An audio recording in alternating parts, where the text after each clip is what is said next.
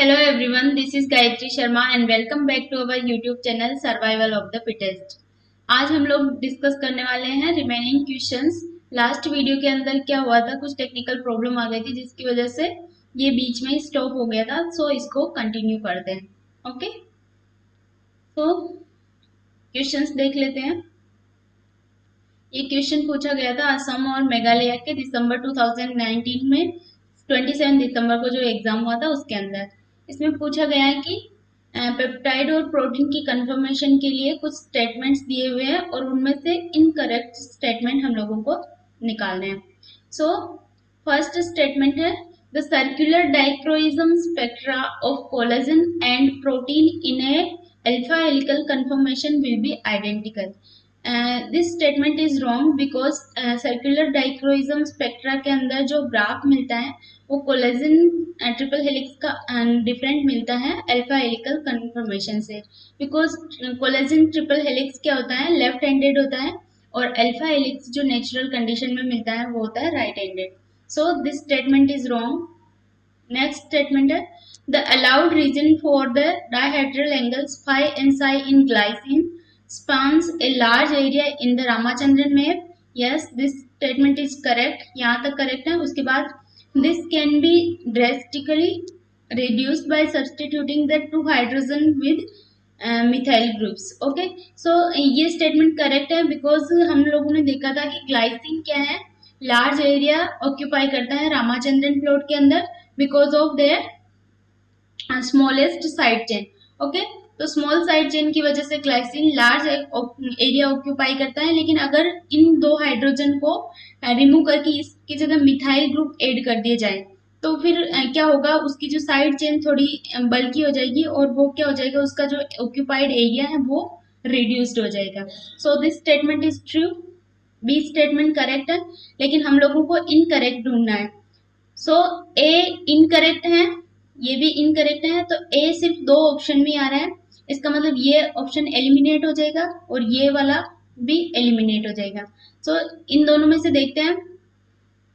सी में क्या बोला है, proline has high frequency of occurrence in beta turn.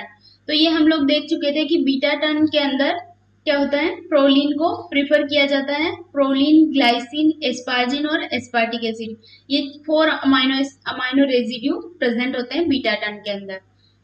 So this statement is correct. So then D में क्या बोला हुआ है, in a beta hairpin structure the dihedral angles phi and psi amino acid flanking the beta turn region will be -60 degree और -30 degree.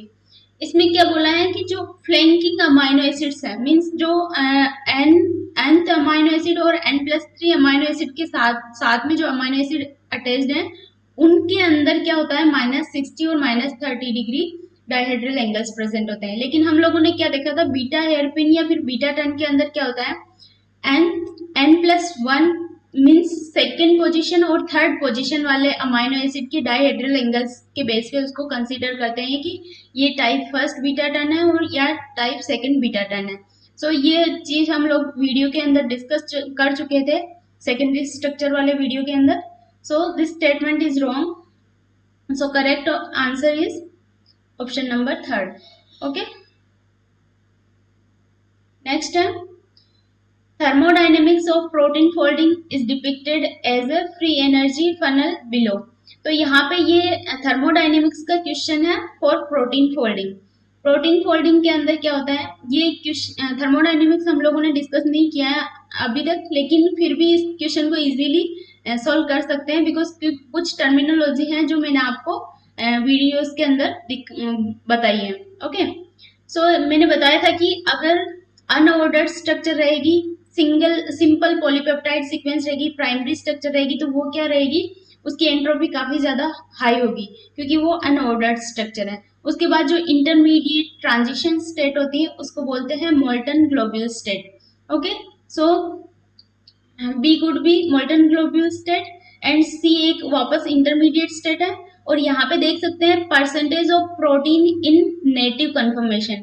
Native conformation के percentage दिए हुए हैं, यहाँ पे 0 है, इट मीन्स ये प्राइमरी स्ट्रक्चर होगी। और यहाँ पे 100% नेटिव स्ट्रक्चर है, मीन्स डी क्या है, नेटिव स्ट्रक्चर होगी प्रोटीन की। सो कॉलम के अंदर देखते हैं, ए मस्ट बी, नेटिव स्ट्रक्चर तो हो नहीं सकता, structure with highest entropy, yes this is correct. A must be second, तो ए सेकंड किस में है, सिर्फ इसी ऑप्शन में क्या है, ए सेकंड। बी का देख लेते हैं, बी क्या है, molten globule, so B must be third, B third इसमें भी आ रहा है। तो एक ऑप्शन, एक आंसर आपको पता होने से ये पूरा क्वेश्चन सोल्व हो सकता था। एक चीज भी इसमें अगर आपको पता होती है कि मोल्टन ग्लोब्यूल स्ट्रक्चर कौन सी होती है, तो ये क्वेश्चन इजीली सोल्व कर सकते थे।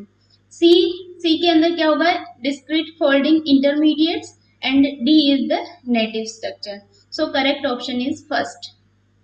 ओके, देन नेक्स्ट क्वेश्चन है, ये CSIR जून 2019 के अंदर पूछा गया था, वो दिसंबर वाले क्वेश्चंस थे, ये जून के क्वेश्चन है। Which one of the statement on protein conformation detailed below is incorrect? Incorrect statement हम लोगों को ढूंढना है। So L amino acids can occur in type first prime beta tan where psi and phi are both positive. Okay. So इसमें क्या पूछा गया है, type first prime beta turn का पूछा गया है। हम लोगों ने देखा था type first second third beta turn होता है, उसके अंदर साई और फाई की वैल्यू पॉजिटिव नेगेटिव दोनों टाइप की थी, या फिर नेगेटिव नेगेटिव थी सेकंड और थर्ड अमाइनो एसिड की। लेकिन इसमें क्या दिया हुआ है, type first prime beta turn, जहां पे इसकी फाई और साई की वैल्यू क्या हो सकती है, पॉजिटिव हो सकती है। So this statement is correct. Next है, a peptide rich in proline is unlikely to adopt alpha helical structure. Yes, हम लोगों ने देखा था कि प्रोलीन क्या है, हेलिक्स ब्रेकर है, और हेलिक्स को अनस्टेबल बनाएगा, तो किसी भी पेप्टाइड के अंदर प्रोलीन अनलाइकली प्रेजेंट होगा। Then proline residue have high propensity to occur in beta turns. Yes, this statement is also correct because proline residue beta turn में प्रोलिन रेजिड्यू के होने की हाई प्रोपेंसिटी रहती है, क्योंकि बीटा टर्न में किसको प्रेफर किया जाता है, प्रोलिन को, ड्यू टू दिस इसकी साइक्लिक स्ट्रक्चर की वजह से। Then the dihedral angles psi phi of amino acid in unfolded proteins are exclusively positive. No, this statement is wrong because इसमें एक्सक्लूसिवली पॉजिटिव कैसे हो सकता है, इसमें पॉजिटिव और नेगेटिव दोनों वैल्यू आ सकती है अनफोल्डेड प्रोटीन की, क्योंकि अनफोल्डेड प्रोटीन के अंदर हो सकता है मे बी वहां पे पोलर अमाइनो एसिड हो, नॉन पोलर अमाइनो एसिड हो, तो उनकी जो फाई और साई की वैल्यू होगी वो पॉजिटिव नेगेटिव दोनों टाइप से आ सकती है। So this statement is wrong, और हमें क्या ढूंढना था, इनकरेक्ट स्टेटमेंट ढूंढना था। So fourth option is the correct answer. Next है, which of the following statement on protein conformation is not true. अब आप लोग इसको किस तरह से मतलब कंपेयर कर सकते हैं कि किस तरह से क्वेश्चंस पूछे जाते हैं। नॉट करेक्ट स्टेटमेंट पूछा है प्रोटीन कन्फर्मेशन से, हर एक क्वेश्चन के अंदर आप लोग देख सकते हो कि प्रोटीन कन्फर्मेशन का या तो करेक्ट स्टेटमेंट या नॉन करेक्ट स्टेटमेंट। इसी तरह से आप इन ऑप्शंस को, इन सारे स्टेटमेंट्स को भी मेजर कर सकते हो कि किस तरह से स्टेटमेंट का रिपीटेशन भी होता है। ओके, सो ये पूछा गया था दिसंबर 2018 CSIR नेट में। नॉट करेक्ट ढूंढना है इसमें। Dihedral angles of side chain in amino acids are depicted in the Ramachandran plot. No, this statement is wrong because dihedral angles of side chain amino acid के depict नहीं किए जाते हैं।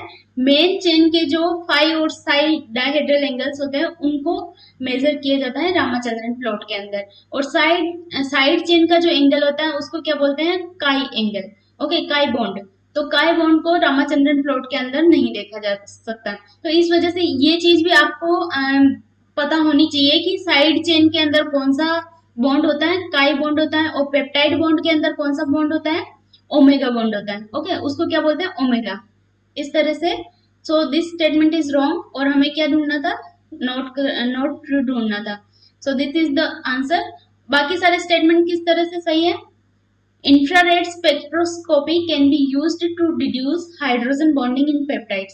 ये IR स्पेक्ट्रोस्कोपी होती है जिसके अंदर पेप्टाइड, किसी भी पेप्टाइड के अंदर हाइड्रोजन बॉन्डिंग को मेजर देख सकते हैं हम लोग। सो ये सब हम लोग देखेंगे टेक्निक्स वाले पार्ट के अंदर। Then 3 dimensional structure of protein composed of 100 amino acids can be obtained by nuclear magnetic resonance spectroscopy. So ये तो हम लोग डिस्कस कर चुके थे ऑलरेडी कि एनएमआर स्पेक्ट्रोस्कोपी से स्मॉल पेप्टाइड सीक्वेंस को मेजर किया जाता है। ये इसकी डिसएडवांटेज भी था कि इसमें सिर्फ कुछ स्मॉल पेप्टाइड को ही मेजर किया जा सकता है, लेकिन इसमें कंफर्मेशन को देख सकते थे। So this statement is correct. Then globular proteins have alpha helical and beta sheet components. So this statement is also correct. Globular protein के examples हैं like enzymes, hormones और ट्रांसक्रिप्शन फैक्टर्स। इस टाइप के globular proteins है, उनके अंदर alpha helix भी present हो सकता है और बीटा शीट भी प्रेजेंट हो सकता है। So correct answer is first. Next है following are statements on beta turn. ये भी दिसंबर 2018 के अंदर पूछा गया था। अब इसमें सरप्राइजिंगली 3 क्वेश्चंस आ चुके हैं सिर्फ कंफर्मेशन ऑफ प्रोटीन से। तो आप देख सकते हो कि 2 क्वेश्चन इसमें बी पार्ट से आए हैं और 1 क्वेश्चन सी पार्ट में। मीन्स ये कितने मार्क्स कैरी कर रहा है? 8 मार्क्स, टोटल 8 मार्क्स इसमें से इस वाले टॉपिक में से आप इजीली ले सकते हो। तो इसमें देखते हैं क्या क्या दिए हुए statements. All the 20 coded amino acids have equal propensity to form beta turns. सारे 20 अमाइनो एसिड्स इक्वल प्रोपेंसिटी रखते हैं क्या बीटा टर्न फॉर्म करने की? बिकॉज हम लोगों ने देखा था बीटा टर्न के अंदर सिर्फ 4 amino acid proline, glycine, asparagine और एस्पार्टिक एसिड को प्रीफर किया जाता है। So this statement is wrong, ये रॉन्ग स्टेटमेंट है और हमें क्या ढूंढना है? Correct statement. सो करेक्ट, ये ए रॉन्ग हो गया, ये रॉन्ग हो गया, तो दोनों तो एलिमिनेट कर सकते हैं इजीली। फर्स्ट और फोर्थ में से देखना है। देन सेकंड है proline can not occur in beta turns. Proline beta turn के अंदर कैसे नहीं होगा? ये तो हम लोगों ने डिस्कस किया था कि प्रोलिन को प्रिफर किया जाता है बीटा टर्न के अंदर, क्योंकि इसमें ये इम्यूनो एसिड है और इसकी साइक्लिक आर चेन की वजह से इसको प्रिफर किया जाता है टर्न्स के अंदर। So this statement is wrong. So B भी रॉन्ग हो गया, ये भी रॉन्ग है, तो करेक्ट कौन सा होगा? Fourth statement. सी में क्या दिया हुआ है? Proline glycine sequence strongly favour beta turns. Yes, this statement is correct. In aspartic acid glycine beta turns, यहाँ पे एस्पार्टिक एसिड होगा। Aspartic acid can have positive phi and psi values. ये type 3 beta turn की बात कर रहे हैं जिसमें एस्पार्टिक एसिड की पॉजिटिव, दोनों डाइहेड्रल एंगल की वैल्यू क्या होगी? पॉजिटिव होगी। So this statement is correct. तो इसका आंसर हो गया फोर्थ।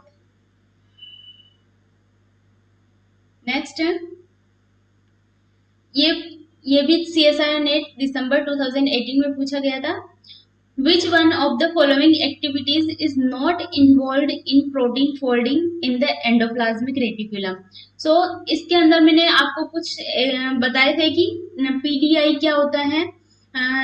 ये वाला टॉपिक हम लोग सेल बायोलॉजी के अंदर डिस्कस करेंगे कि एंडोप्लाज्मिक रेटिकुलम के अंदर किस तरह से प्रॉपर फोल्डिंग होती है प्रोटीन्स की। तो लेकिन फिर भी इसका आंसर आप इजीली दे सकते हो, क्योंकि इन सारी चीजों के बारे में मैं आपको बता चुकी थी कि पेप्टिडाइल प्रोलाइल आइसोमरेज होता है, वो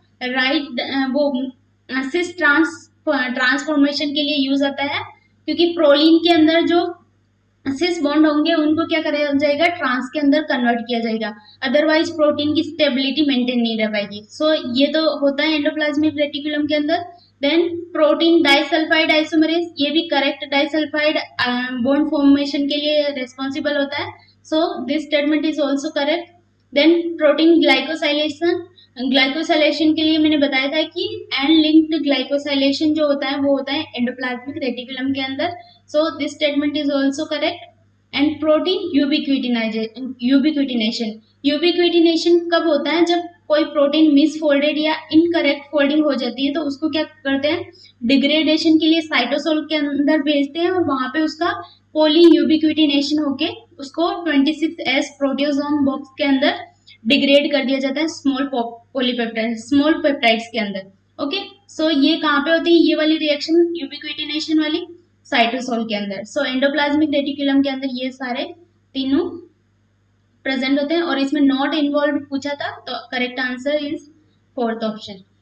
नेक्स्ट क्वेश्चन है, the ability of a membrane protein to span the lipid bilayer strictly depend on the presence of, so इसके बारे में मैंने अल्फा हेलिक्स पढ़ाते टाइम बोला था कि अल्फा हेलिक्स को प्रीफर किया जाता है मेम्ब्रेन के अंदर, क्योंकि जो इंटरमीडिएट जो इंटरनल जो प्रोटीन्स होती हैं उसके अंदर कौन सी स्ट्रक्चर होती है, अल्फा हेलिक्स स्ट्रक्चर, क्योंकि इसमें एम्फीपैथिक नेचर होता है। एम्फीपैथिक नेचर की जो अल्फा हेलिक्स होती है वो प्रीफर की जाती है मेम्ब्रेन प्रोटीन के अंदर, क्योंकि मेम्ब्रेन प्रोटीन का नेचर कैसा होता है, एम्फीपैथिक होता है।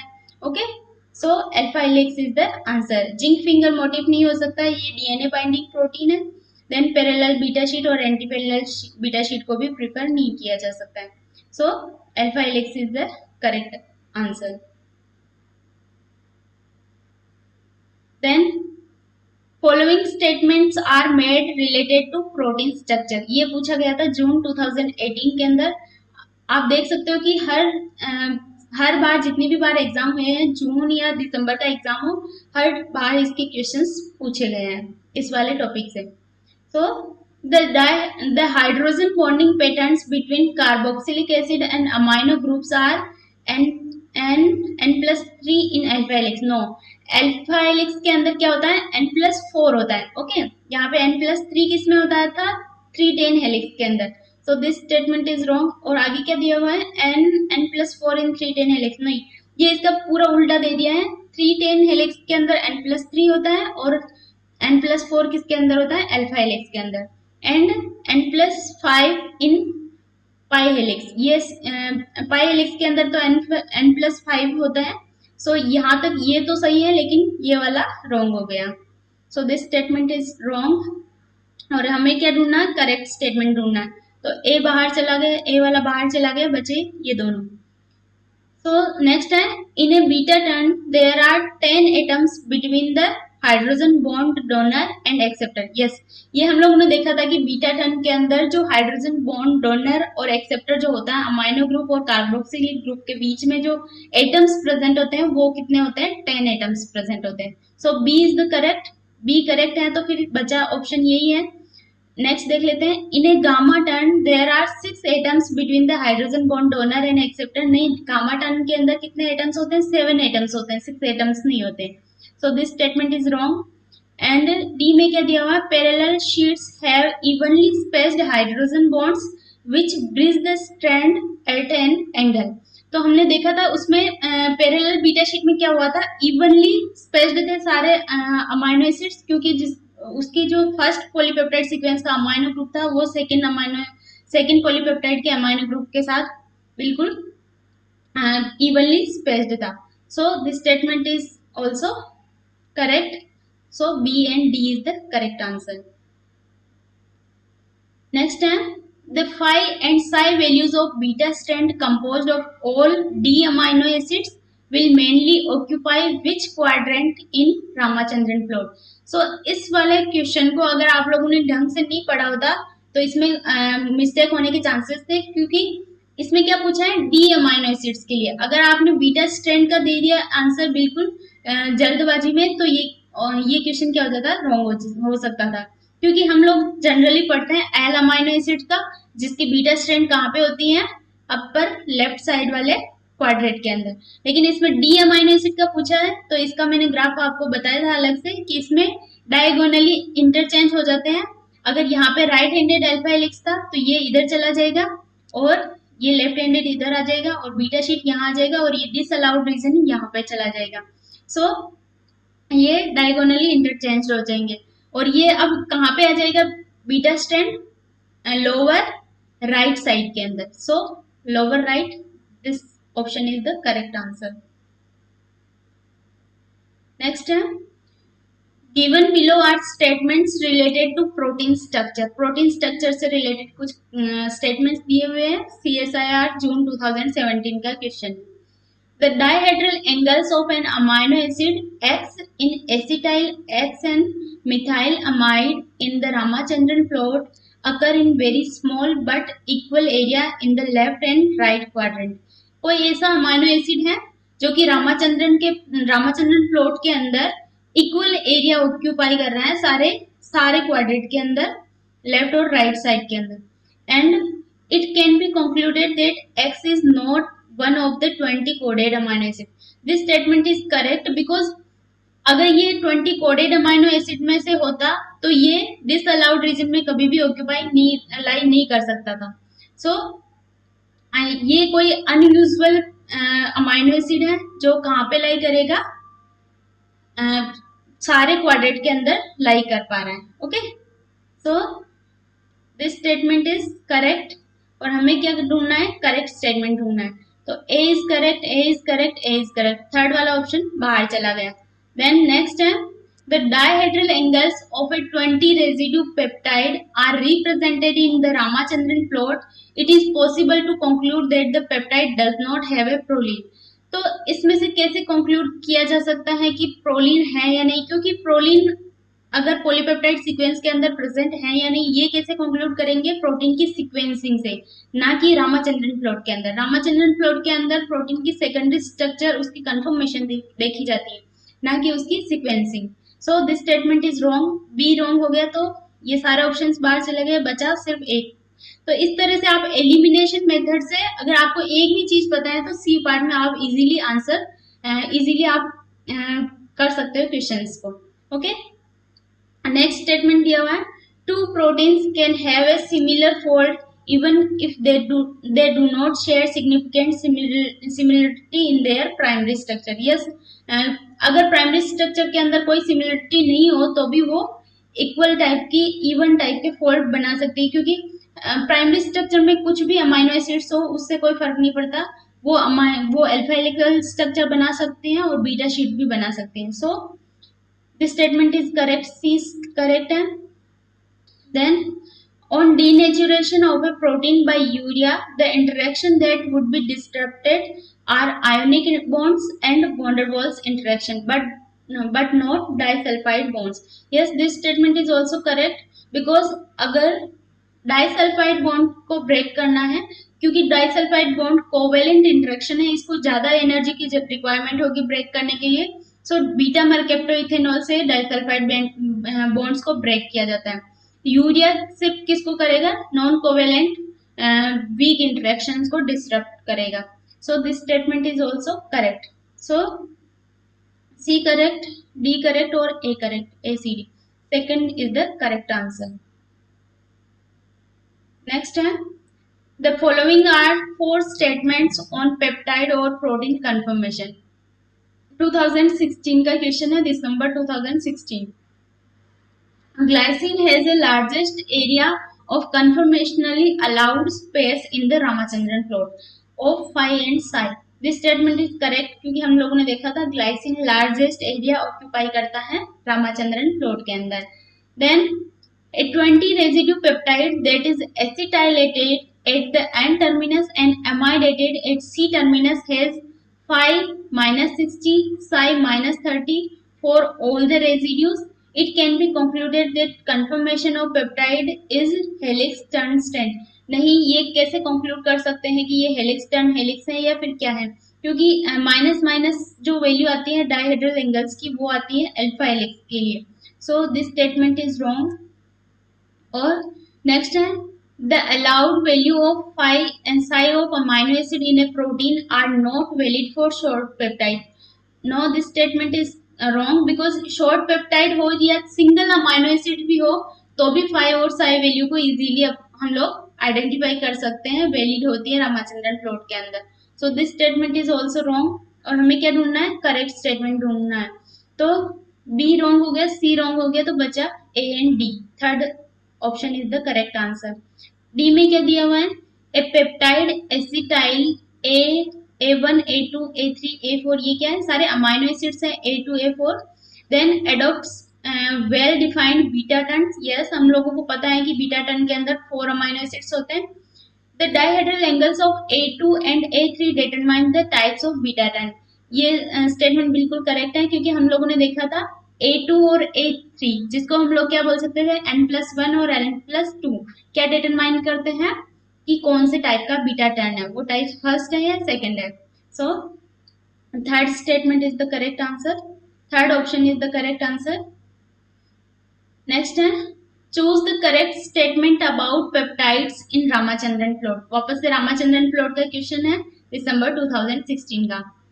Peptides that are unstructured will have all the backbone dihedral angles in the disallowed regions. Peptide ऐसी कोई पेप्टाइड है जो कि अनस्ट्रक्चर्ड है, उसके सारे डायहेड्रल एंगल्स डिसअलाउड रीजन के अंदर रहेंगे. नहीं, डिसअलाउड रीजन ऐसा रीजन है जहां पे कोई भी वैल्यू लाई नहीं करती है किसी भी अमाइनो एसिड की. सो दिस स्टेटमेंट इज रॉन्ग. हमें करेक्ट स्टेटमेंट देखना है. It is not possible to conclude whether two peptides adopt entirely beta sheet conformation. ऐसा क्यों conclude नहीं किया जा सकता है, क्योंकि बीटा शीट कन्फर्मेशन है या फिर अल्फा हेलिक्स है, वो तो हम लोग इजीली रामाचंद्रन प्लॉट के अंदर देख सकते थे कि अपर लेफ्ट के अंदर क्या था, बीटा शीट था, लोअर लेफ्ट के अंदर था अल्फा हेलिक्स. तो this statement is also wrong. Not possible नहीं आना चाहिए था, it is possible. It is possible to conclude कि वो पेप्टाइड बीटा शीट है या फिर कौन सी कन्फर्मेशन के अंदर है. नेक्स्ट है the occurrence of beta turn conformation formation in a peptide can be deduce. Yes, this statement is correct because beta turn conformation को हम लोग डिड्यूस कर सकते हैं रामाचंद्रन प्लॉट के अंदर, क्योंकि मेनली जो रामाचंद्रन प्लॉट के अंदर देखा जाता है सेकेंडरी स्ट्रक्चर को ही देखा जाता है. देन नेक्स्ट है the sequence of peptide can be deduce. No, ये स्टेटमेंट कितनी बार रिपीट हो चुका है कि सीक्वेंस को रामाचंद्रन प्लॉट के अंदर, इसकी थोड़ी बहुत लैंग्वेज चेंज कर देते हैं, बाकी इसका मीनिंग यही निकलता है कि सीक्वेंस को आइडेंटिफाई नहीं कर सकते रामाचंद्रन प्लॉट के अंदर, सिर्फ उसमें सेकेंडरी स्ट्रक्चर की कंफर्मेशन देखी जाती है. Okay, so this statement is also wrong. तो correct answer is option number third. Next question है indicate which one of the following statements about nucleic acid and protein structure is correct. इसमें nucleic acid का भी पूछा है जो हम लोग नेक्स्ट कुछ वीडियो के अंदर डिस्कस करेंगे, लेकिन इसमें जो करेक्ट आंसर है वो प्रोटीन स्ट्रक्चर से ही है, इसलिए ये क्वेश्चन मैंने यहाँ पे रख दिया. इसको आप इजीली सोल्व कर सकते हो. Hydrogen bonding between the bases in major and minor grooves of DNA is absent. क्यों डीएनए के अंदर मेजर और माइनर ग्रूव के अंदर हाइड्रोजन बॉन्डिंग एब्सेंट नहीं होती है, प्रेजेंट होती है. Okay, so this statement is wrong. Then both uracil and thymine have a methyl group but at different position. No, अगर हम लोग जब स्ट्रक्चर देखेंगे तब पता चलेगा कि जब साइटोसिन का डीएमिनेशन होता है तो क्या बन जाता है, वो यूरेसिल में कन्वर्ट हो जाता है, और अगर 5 मिथाइल साइटोसिन का अगर डीएमिनेशन होता है तो वो थायमिन में कन्वर्ट हो जाता है. सो अगर इसके साइटोसिन के अंदर मिथाइल अमाइनो ग्रुप प्रेजेंट रहता है और 5th पोजीशन पे मिथाइल ग्रुप प्रेजेंट रहता है, और अमाइनो ग्रुप को हटा दिया जाए, सिर्फ मिथाइल ग्रुप रह जाएगा, तो वो क्या बन जाएगा, थायमिन. इट मीन्स थायमिन के अंदर मिथाइल ग्रुप प्रेजेंट होता है लेकिन यूरेसिल के अंदर मिथाइल ग्रुप एब्सेंट होता है. So this statement is also wrong. दोनों के अंदर मिथाइल ग्रुप नहीं होता है. Then the backbone dihedral angles of alpha helices and beta sheets are very similar. Only the hydrogen bonding pattern is different. No, this statement is also wrong because backbone dihedral angles alpha helix और beta sheet का similar नहीं होता है, अलग अलग होता है. Then next question, next option है A beta turn is formed by 4 amino acid. ये बिल्कुल उस लास्ट वाले क्वेश्चन का रिपीटेशन है कि 4 अमाइनो एसिड से बनते हैं beta turns. The type of beta turn is determined by dihedral angles of the second and third amino acid. So this statement is correct. Fourth is the correct answer. Okay, so ये कुछ questions थे CSI net से related. अब और भी काफी सारे questions बचे हुए हैं जो मैं नेक्स्ट वीडियो के अंदर लेके आऊंगी, क्योंकि ये काफी ज्यादा लॉन्ग बन जाता है वीडियो, तो इसमें कुछ प्रॉब्लम होती है अपलोड करने में. So thank you so much. I hope you like this. Happy learning.